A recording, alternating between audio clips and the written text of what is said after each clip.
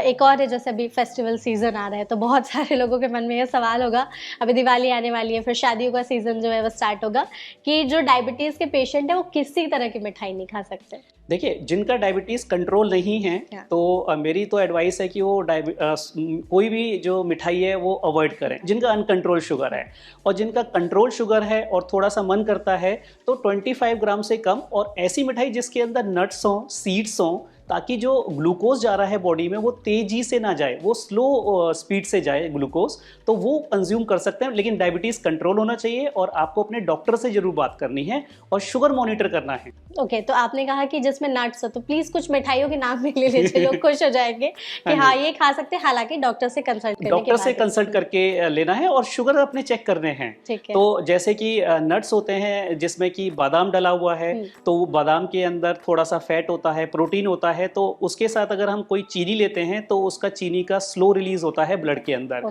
या जो सीड्स होती हैं, पंपकिन सीड्स वाली आजकल कुछ मिठाइयाँ आ रही हैं, वो अगर डाल दें तो वो प्रोटीन्स हैं, फाइबर है उनके अंदर, तो ग्लूकोज का रिलीज बॉडी में स्लो हो जाता है। तो लोगों को ज्यादा यहाँ खुश होने की जरूरत नहीं है कि हम खा सकते हैं, आप प्लीज अपने डॉक्टर से कंसल्ट करके खाइए और जैसे डॉक्टर ने बताया उसी हिसाब से खाइए। Okay, moving on. स्ट्रेस के लिए लोग कहते हैं कि ज्यादा स्ट्रेस लेने की वजह से भी डायबिटीज का खतरा होता है। जी हाँ, ज़्यादा स्ट्रेस लेने से भी डायबिटीज़ का रिस्क बढ़ जाता है। आजकल हम देख रहे हैं कि यंग इंडिविजुअल्स में जिनकी एज 25 ईयर्स है, 30 ईयर्स है, उनको ऑफिस में डेडलाइंस मिलती हैं, स्ट्रेस होता है।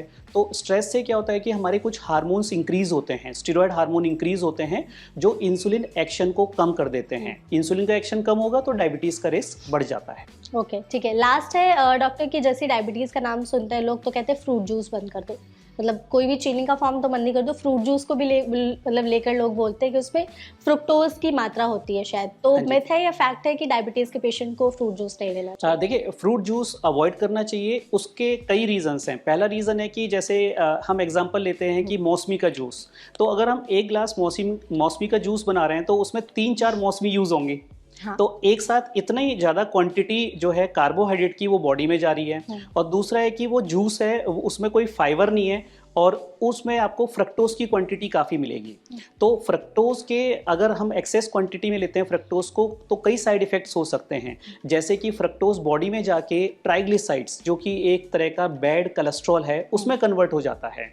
और दूसरा है कि एक्सेस फ्रक्टोज जो हमारे गट के हेल्दी बैक्टीरिया हैं उनके अगेंस्ट काम करता है, तो गैस, ब्लोटिंग, वो चीज़ें भी फ्रक्टोज की वजह से हो सकती हैं। तो आपने जैसे कहा कि फ्रूट जूस में कोई फाइबर नहीं, बहुत सारे लोग कहते हैं कि हमें पल्प निकाल करके मत देना, पल्प के साथ ही दे देना, तो हाँ, वो भी प्रॉब्लम है? देखिए, मेरी एडवाइस है कि अगर आप फ्रूट ले रहे हैं तो आपको उसको एज अ होल लीजिए, उसका जूस ना निकालें, क्योंकि जूस में वही है कि एक तो क्वांटिटी ज़्यादा हो जाएगी फ्रूट की, तो इसीलिए है कि एक टाइम पे एक ही फ्रूट लीजिए, विद पल्प लीजिए, विद फाइबर्स लीजिए आप। तो ये नॉर्मल लोगों के लिए भी आई थिंक, हाँ, नॉर्मल लोग जिनको डायबिटीज नहीं है उनके लिए भी ये जो है अप्लाई होता है। ओके, तो आजकल लोग जैसे ब्रेकफास्ट में कहते हैं कि फ्रूट जूस ले लेते हैं, तो उससे बेटर है कि हम एक होल फ्रूट खाएं, उससे ज्यादा हमें बेनिफिट्स मिलेंगे। ओके।